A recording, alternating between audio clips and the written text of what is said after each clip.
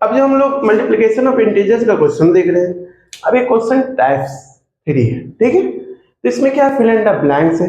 देखिए हम आपको पहले बता देते हैं बाबू, इन सब चीज जितना भी क्वेश्चन दिया हुआ आपका और भी अलग के लैंग्वेज में आपको दिया हुआ होगा, आपके बुक में अलग अलग तरीके से दिया फिल इन द ब्लैंक, इस सारा किस पे है? रूल पे है। सारा किस पे? रूल पे है। सारा किस पे?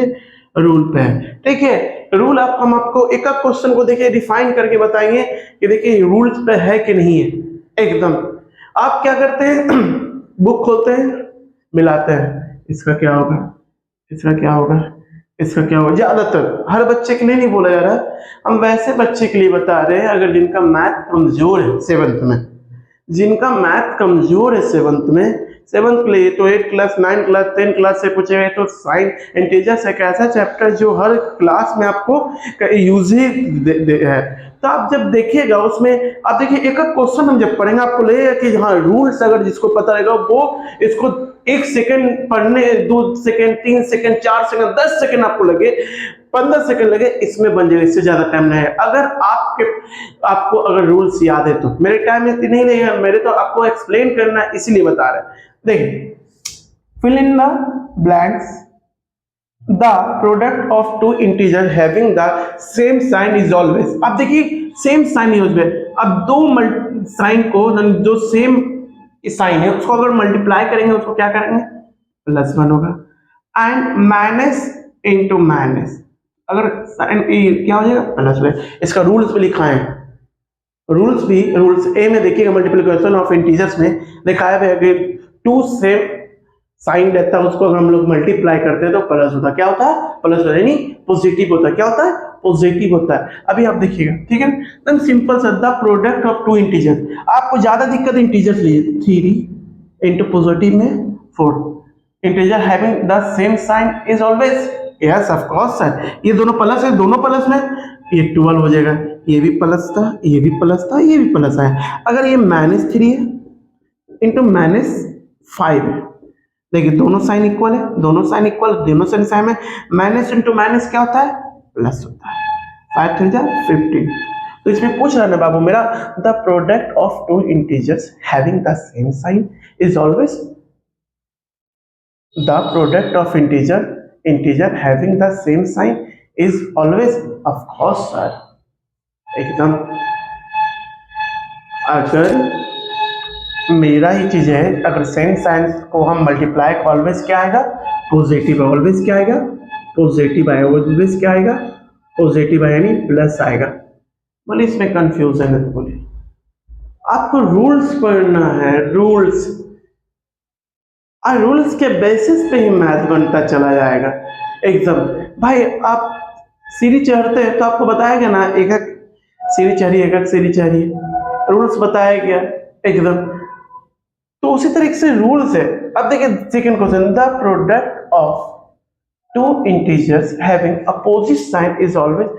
देखिए इसका भी अपोजिट साइन, एक प्लस में इंटू रहेगा, एक माइनस रहेगा। ये माइनस होता है, माइनस इंटू प्लस होता है बाबू मेरा, तो माइनस होता है। अगर देखिए क्या बोल रहा है, the product of two integer having opposite sign always, yes sir. देखिए इसको भी दिखाते हैं, ये तो क्लियर हो गया, इसका तो कोई जरूरत नहीं। अब देखिए -10 है इंटू +4 है, माइनस इंटू प्लस क्या होगा? माइनस इंटू प्लस माइनस होगा, यानी 40 होगा, ओके। एंड +6 है इंटू -7 है, प्लस इंटू माइनस क्या होगा? माइनस होगा। 6 7 जा 42। बोलिए क्या आपको टीचर का स्टेप याद रखना पड़ेगा? नहीं भाई मेरा, आपको रूल्स याद रखना है, एकदम सिंपल सा। इसी को आप वर्ड में हम लिखवाए हैं तो थोड़ा हम हार्ड मान सकते हैं कि आपको वर्ड में प्रॉब्लम हो सकता है, बट ये तो हम आपको सिंपली आपको ये चीज बताए, दोनों इस रूल से बन गया कि यहाँ ऑलवेज क्या हो सकता है सर? निगेटिव हो सकता है। इसमें क्या हो सकता है? निगेटिव हो सकता है। क्या हो सकता है? अगर 2 नंबर्स अपोजिट साइन का मल्टीप्लाई करते हैं तो उसका साइन क्या हो सकता है? ऑलवेज, हमेशा नेगेटिव होगा, माइनस होगा। क्लियर है? चल अब देखिए भाई मेरा, the product of an integer and its reciprocal x है। Expect for zeros. इस एक्सपेक्ट मतलब जीरो को आप रेसिप्रोकल नहीं कर सकते। ऐसा क्यों नहीं कर सकते? जब आप 9th में पढ़िएगा तो जीरो एक कौन सा number? Rational number. Rational number अभी इसमें, ठीक है ना, तो रेशनल नंबर है। 8 में भी रेशनल नंबर समथिंग पढ़ना है, ठीक है ना। तो जब 7th में शायद पढ़ना है, तो आप ये देखिएगा, थोड़ा बताते हैं तो देखिए, अगर ये जीरो है लेकिन जीरो पे कुछ नहीं है तो नीचे रहता है 1। अगर इसको रेसिप्रोकल कर देंगे 1 बाई क्या कर देंगे? जीरो। भाई मेरा अगर डिनोमिनेटर पे अगर जीरो आ जाता है तो इनफाइनाइट होता है, नो मीनिंग, नॉट एक्सप्लेन हो जाता है।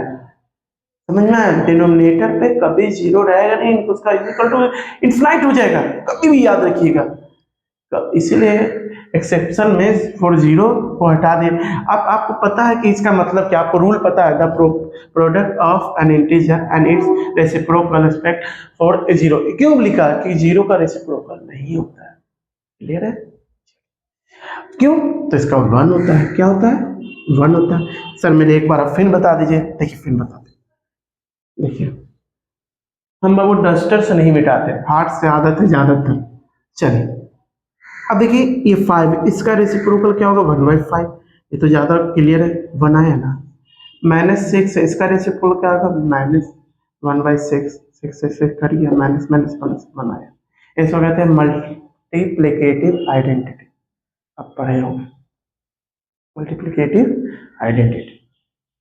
देखिए बुक में नहीं, आपको जितना हम पढ़ा रहे हैं ये चीज आप बुक खोल के देखिएगा, एक एक लाइन आपको समझ में आएगा।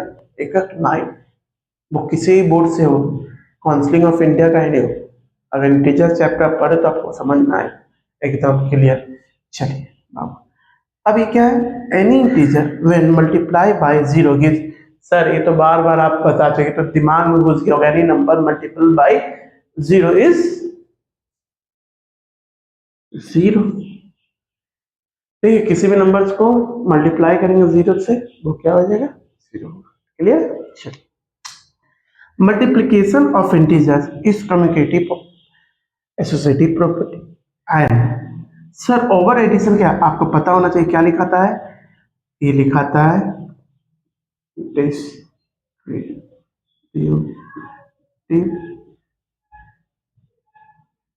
Property over addition. कौन इसका याद होगा आपको?